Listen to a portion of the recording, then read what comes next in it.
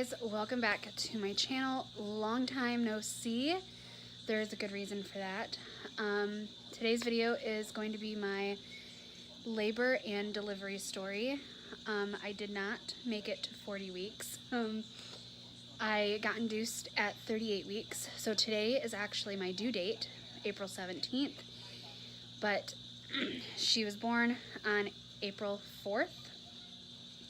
So if you want to hear my labor and delivery story, then let's go ahead and jump right in. Like rain noise. She's in her Mama-Roo swing, which makes noises, so she is sleeping right now, and I thought that this would be a perfect time to film this video. I filmed this video the other day, but I hate how I looked in it, and I was just shaky and all of that, so we are refilming it today. But anyway, I was induced on April 3rd at 8 a.m. and did not have her on April 3rd, but I got induced. We got to the hospital, got checked in, got into the room, got into my gown, got all situated, and then started IVs, and we didn't start the Pitocin right away. We started some kind of medication. I don't remember what it was called, but we did not start Pitocin right away. I was 2 centimeters dilated. I got checked. So I got checked. I was 2 centimeters dilated. Normally about 38 weeks, you're 2 centimeters dilated. So I got checked, got everything situated, got the IVs started. She tried in this wrist, which was my bad wrist to begin with, and it just made it worse. Then we did this wrist, and this wrist is now hurting. So yeah, normally they do it in the hand, which I thought she was gonna do in the hand, but she ended up doing it in my wrist, like on the inside of my wrist, which was very difficult because I had like this Hy-Vee all on me and everything. But that whole day kind of passed, and I got, checked by a resident, and then I got checked by another resident, and then I had like an ultrasound, and they expected her to be like 8 pounds, which I was like, yeah, I'm not pushing that out, no thanks. I'm trying not to tear down there. So she ended up being actually 7'1", and then when we brought her home, she was 6'11". So she lost a couple pounds, like an ounce, a pound and an ounce, a pound and a couple ounces. But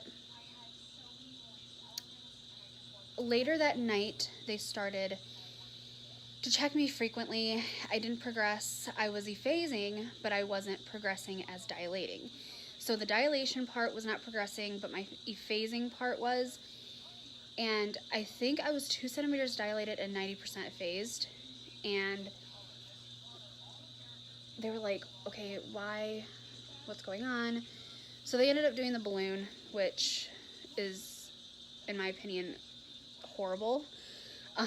I was in so much pain from that. They like insert something like into your cervix, and then they pump like fluid into it to help you dilate to 4 to 5 centimeters. And once it gets to that dilation, it'll fall out. Well, I had a nurse that kept coming in she was the most annoying nurse I had. And she kept like going, do you have to pee? You need to get up and pee. Like, do you have the urge to pee? It's like, no, I don't have the urge to pee because I can't feel anything down there to have the urge to pee because I have a balloon in my cervix. So I finally got up on the toilet, and by this time, I've already had 2 doses of this pain medication that makes you feel loopy. And by this point, I'm looped. I'm like out of it. And it's me, I'm sitting on the toilet, and then it's my mom and my grandma in the bathroom with me. And I'm just sitting there, I'm like, I can't pee, like I don't pee like normal people. And they're like, how do you pee? I'm like, I have to push to pee. And they're like, where do you pee? Out of your ears? Like, it was a full-blown conversation. I don't remember half of it, but my mom said it should have been recorded. His mom was listening outside of the door, because she opened the door, didn't see anybody in here, but then heard laughing in the bathroom. So she's standing outside the bedroom, like the room door, and laughing her ass off. Hold on one moment. My dog's about to bark. And so by that point, I'm looped up. And I went pee finally.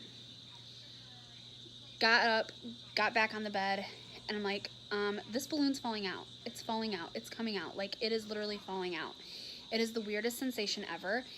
And the nurse is like, no, honey, it's not falling out.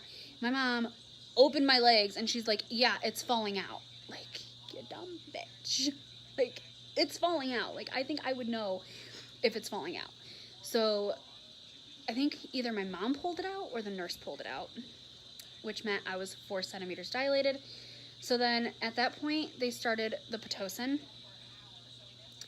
which by that point, I wasn't feeling much of any contractions. I didn't sleep well that night. I kept tossing and turning because of the balloon. And then I finally got the Pitocin, started the next day. Didn't really feel much contractions. And then around, like, at this point, I've already been in labor for 24 hours at 8 o'clock in the morning, remind you. So by the time noon came around, or like, I think 2 or like early evening, late afternoon, early evening is when I got my epidural. And they say that you're not supposed to feel the epidural. Well, I felt it. I felt every single thing happening. I heard every single thing happening. I was freaking out. I didn't want the epidural to begin with because I knew it wasn't going to work. And guess what? It didn't work. It worked for maybe a couple minutes, and then it stopped working. And I felt every single contraction. And this one resident, she was also a bitch, did not like her. She kept steering me away from having a C-section, which was making everybody in the room pissed off because by that point, I've been in labor for 30-something hours, and I was getting exhausted. And finally, this other resident came in, and then my doctor came in to check me and said, you need to have a C-section. She's not centered on your cervix. She's cockeyed, so it's not making you dilate. But before this even happened, they turned off my Pitocin, and I dilated 2 centimeters by myself. So I dilated from 4 to 6 by myself, and I was 100% effaced. And so they came in, checked me, said, you need to have an emergency, like, you need to have a C-section now because she is not letting your cervix dilate the way that it should be. So a baby's head is supposed to help you dilate. So she wasn't centered on my cervix, which meant she wasn't helping me dilate. She was cockeyed off to the right side of me, which I don't understand because I slept on my left side most of the time. Like, I slept on my left side every night. It kind of made sense because her butt was right here. So, I mean, it kind of made sense, but I don't know why she wouldn't, like, you know, move herself. And in every ultrasound, that's the way she was too.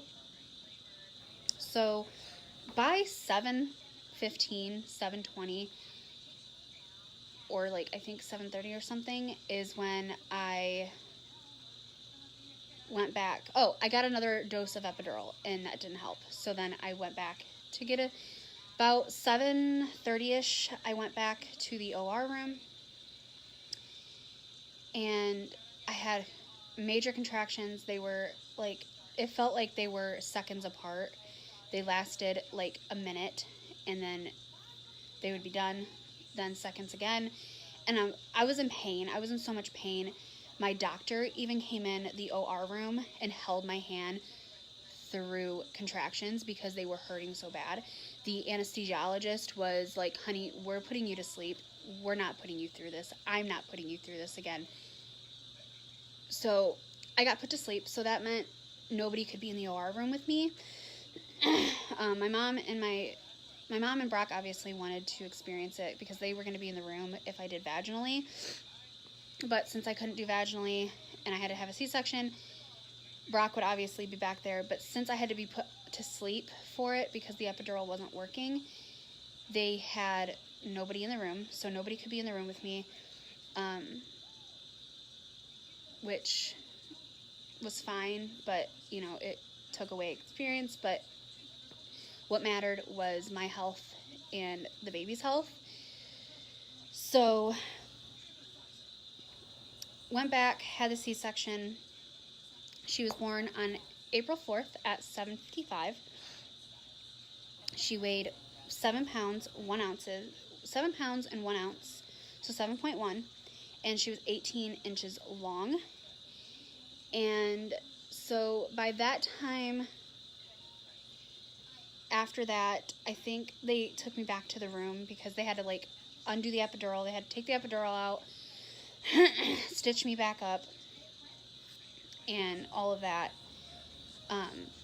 They took, I think I was in the room before she went back, or she was in the room before I went back to the room.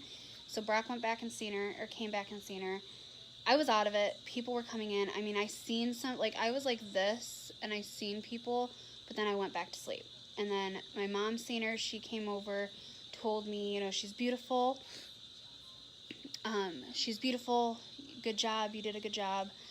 And then she said, get some sleep. So then she went home, and then everybody else seen her, and then they went home. And then about 1 o'clock or midnight, 1 o'clock in the morning, is when I kind of started waking up, and I did skin to skin with her. And then they took her to the nursery for the night so that way I could get some rest, because I was on I was on Percocet, and that was constantly going in my body, I think. So I was on Percocet, and then the next day they took me, I think the next day or maybe the day after, they took me off of fluids, and I did oral medication, so I was on Percocet still. I'm not taking Percocet anymore because I did not like how it made me feel, so I stopped taking it. But we were in the hospital from that Wednesday to the following Sunday, so it was quite a long time. Brock was going stir crazy. I think I was going stir crazy. I was most nervous about going home with a vacuum because I had a vacuum on my incision to keep it dry. I was just nervous about that. That wasn't as nerve-wracking as it is now, because I got the vacuum off last Thursday, and then this Thursday, which today,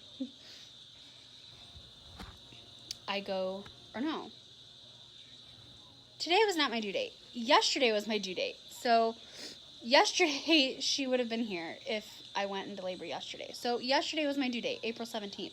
Today is April 18th. I have to fix that post. Holy crap. Okay. So yeah. So I mean, that's my labor and delivery story. It's not much exciting because I had to have an emergency C-section and be put to sleep. So it really isn't exciting. But I hope you guys enjoyed this video. If you guys did, please give this video a thumbs up. Don't forget to subscribe and hit that notification bell. That way you are notified every time I upload a video, and I promise videos will be more frequently when I have the time, like now when she's sleeping. I've just been preparing for her this last month and trying to recover as fast as possible to get back to my normal life. So if you guys like this video, please give it a thumbs up, and I will see you guys in my next video. Bye, guys.